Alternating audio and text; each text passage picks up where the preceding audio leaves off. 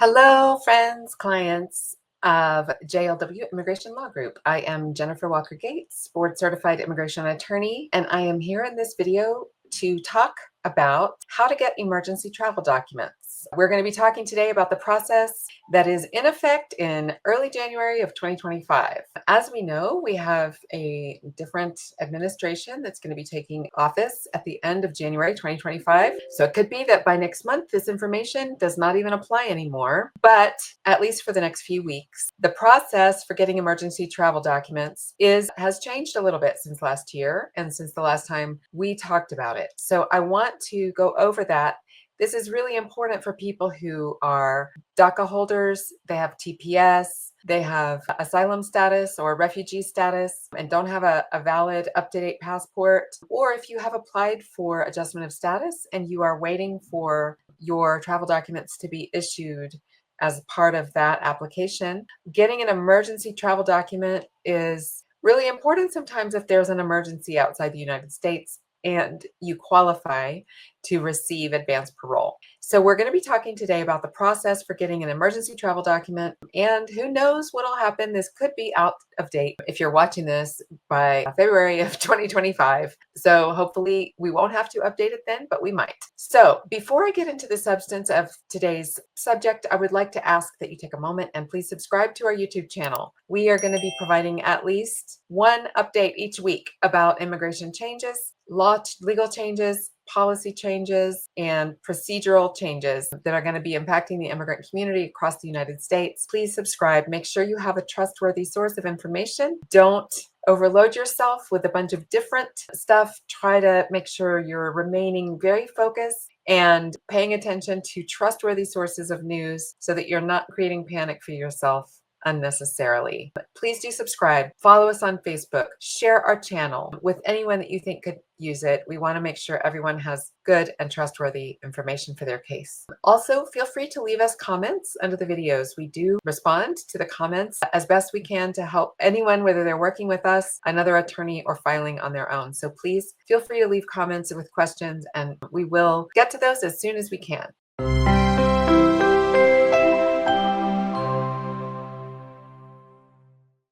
All right, so for today's topic, emergency travel documents or advanced parole process as of January 2025. Last time we recorded a video about how to get emergency travel documents. The process was, in my opinion, better at that time. What we were seeing in a lot of USCIS offices, not every single one of them, but certainly in San Antonio, Texas, which is the closest one to where we practice in Austin, and lots of others around the country, was that someone who had a valid emergency that could be documented could just simply go to a USCIS office and ask for an appointment that day. That was really helpful because, when you have an emergency, trying to schedule an appointment days in advance is really problematic. However, apparently some offices were getting kind of flooded with people, and USCIS in San Antonio has informed us recently that they are no longer allowed to take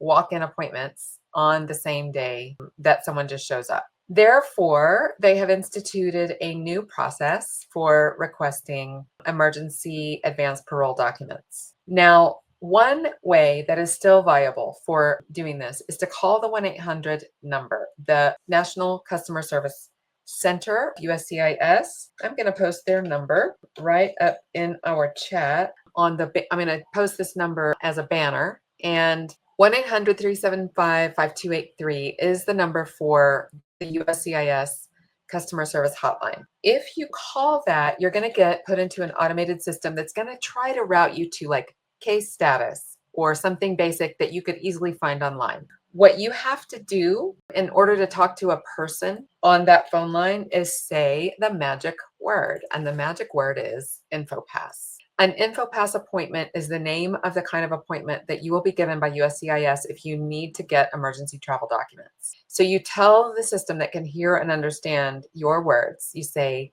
InfoPass appointment, and then it'll say, we'll be happy to schedule you for an appointment. And then it'll route you to an officer. That is one way to request the appointment to apply for your emergency travel documents. The other way to request this appointment is to go to this website, my.uscis.gov, EN for English, ES for Spanish, /appointment. On this page, you can also fill out a form requesting an appointment for emergency travel documents. So these are the two ways that you can request the appointment. The sad thing is that you can't just walk in and expect to get an appointment anymore. You have to request an appointment. So do it online through this site right here, or call the 1-800 number for USCIS and say the word InfoPass into the system, and it'll route you to a human. Okay. Once you talk to a human, or once you submit this form, what is going to happen is you're going to be put in a line to be given a call back. A USCIS officer will call you on the phone number that you instruct. They will call from a number that starts with 202, and you have to catch their call in order to get your appointment. And it's a little unpredictable exactly when they're going to call. They give you like a window of 48 hours or 72 hours or something like that, 2 to 3 days to call you back. And this is really awful for people who have a legitimate bona fide emergency. Like, time is so of the essence, and they're going to make you wait for a phone call, for a call back. But unfortunately, this is how it works. Once you get that call back, you can request your appointment. Hopefully it will be available soon, and they won't make you wait a bunch more days to get your appointment. Once you do have your appointment at a USCIS office, you will go to present your form at that office. Okay. So these instructions, fill out the form online, could also say make the phone call, right, to the National Customer Service Center. So you either call or you fill out the form, or call. There, we're going to do it like this. Wait, these are the steps. Fill out the form or call the 1-800 number. Wait for an officer to call you back. Get your appointment. Then take your complete application, form I-131, the payment for that application, which even if you've already submitted one and you're waiting for the adjudication of that form, you're going to have to pay again for the emergency travel document.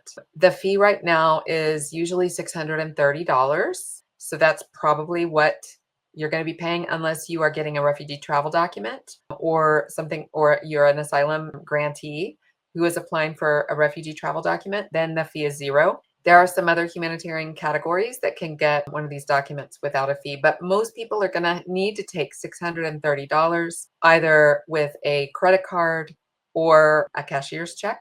And you will need to take supporting documents to show your emergency. You need to have some kind of doctor's letter from a medical facility, or some other document that can demonstrate the nature and urgency of your situation. If you don't have documents to prove your emergency, they're not going to be able to approve you. It's also important to note that sometimes if the family member is not an immediate family member, and if you're dealing with an emergency for someone who is a cousin, an uncle, even a grandparent, sometimes it is considered by USCIS to be too distant a relative to be able to grant the emergency travel document. So keep in mind that if this is not a super close family member, like a parent or a sibling or a child, you might need to have additional documentation to prove why your relationship with this individual is so close that you should be granted emergency travel documents to be able to go attend to them in the emergency.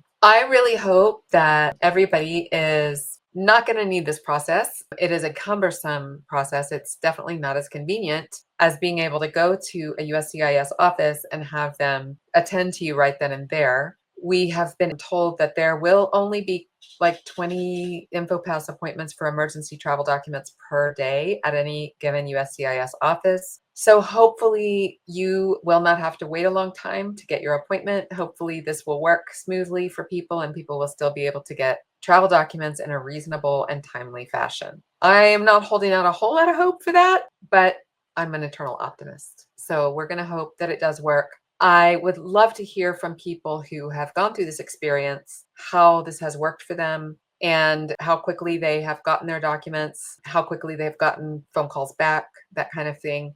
So if this is something that you've been through, please leave us a comment. Let us know. And this information is really valuable for the immigrant community. So please do share the video with people that you know who can benefit from it. Share with us if you've been through it and you have additional insight and experience. That is really valuable. So with that, I'm going to sign off. Take care, everyone. I'll be back again next week. We are live on our YouTube channel and on our Facebook page every Wednesday at noon. Please join us. Bring us questions. We will answer them for free on Wednesdays at noon Central Time. With that, I'm signing off. Thank you so much, everyone. Take good care. Bye-bye.